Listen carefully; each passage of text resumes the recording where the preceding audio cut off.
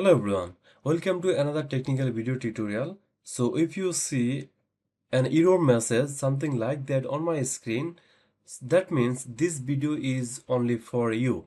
So I am making this video because I have this problem few minutes before.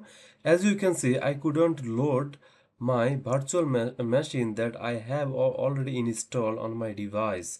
So I have total 4 virtual machines that I install. Currently 3 virtual machines are running.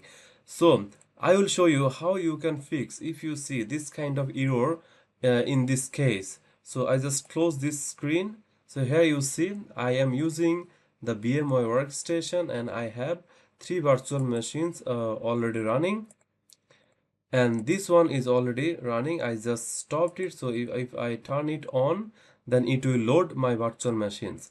So previously when I clicked here, then I saw a red error here, and it asking for to take the ownership. So in this case, you have to look into your virtual machines installation location. So see, this is my virtual machine installation location.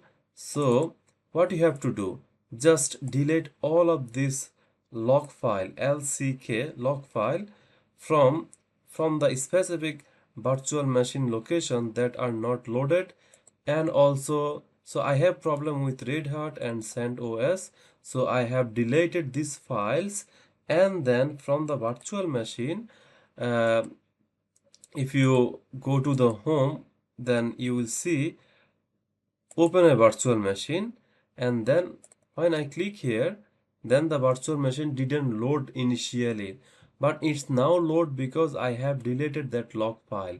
So this is how you can solve this kind of problem. I hope this small tricks will help you, and then see you in another video tutorial. Bye bye.